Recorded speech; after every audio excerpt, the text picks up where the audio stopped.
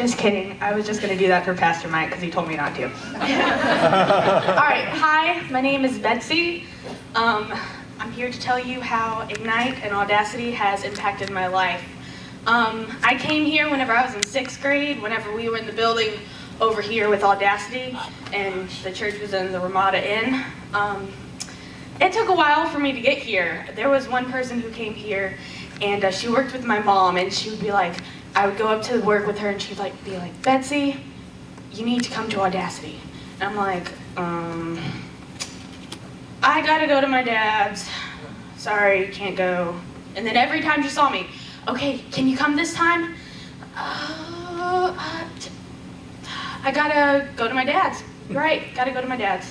And she kept on asking. She finally goes, well, Brooke's gonna be there. And I'm like, I gotta go now. Oh my gosh, it's Brooke.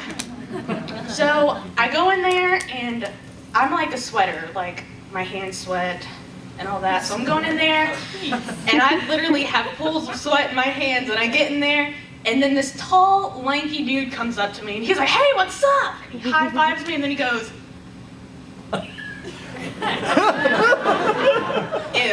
And I'm like, I want to go home. I don't belong here. And then later on in the day, I found out it wasn't the Brooke that I thought it was. It was actually this Brooke over here. As it turned out, though, me and her became best friends, and I found out that that tall, lanky guy was my cousin, and I didn't know it. Yeah. So, anyways, I started off in 6th grade, and I didn't believe in Jesus at all. And I wasn't really into the whole church thing. I didn't want to be, but as I started coming more, I found that it was kind of my way, like whenever I had a bad day or a bad week or, something happened, I was just like, oh, I really need to cry. So I'm like, okay, I'm gonna go to church. So I'd go to church and I'd cry, and, all of Caleb, all of them, they would listen to me and they just watch me cry and tell me about Jesus. And in my head, I'm sitting there thinking, okay, I just wanted to cry. I'm fine now. You don't have to tell me about Jesus. But as the years went on and all, we went to different services like the Revolve Tour, and I had different experiences where, like, one time I just fell on my knees and I didn't know what it was about. And I was crying and everything. But then we left, and then I got my phone and I started texting this boy and I forgot about everything. So, but anyways, that's a completely different story. So, I've been going here, and I was going, and it wasn't until 8th grade that I finally had a big change in my life. And Brooke Carter, the girl that I thought was going to be at the church, came up to me one day during the summertime, and I was, not really the best person in the world, but she came up and she was like, Coach Lang wants you to be an FCA leader. And Coach Lang went to my church. So I was like, well, that means I can get close to Coach Lang. I want to do that. Yeah, I'm going to do that. So then I started getting into FCA, and then I started getting into more church, and then all of a sudden it was like I saw the impact that it made on people who came into church, who came into FCA, and they would listen to me speak, and I'm like, holy crap.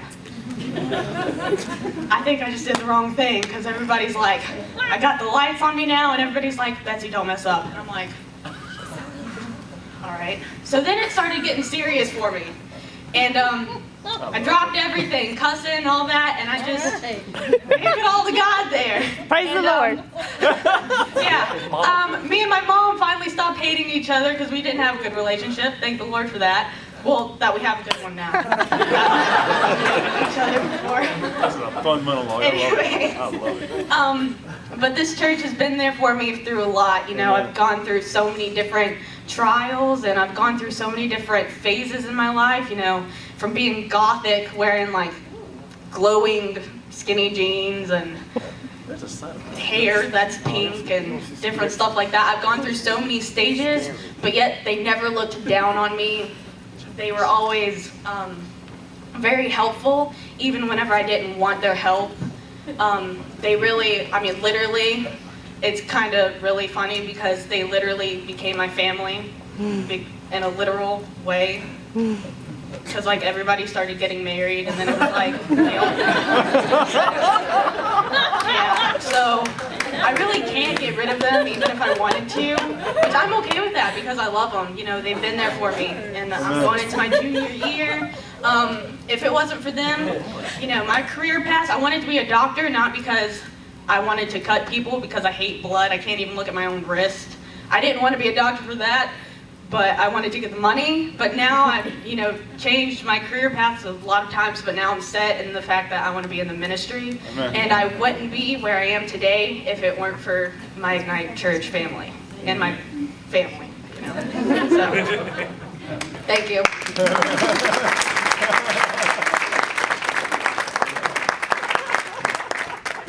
I'm a said tall, lanky guy from the previous story.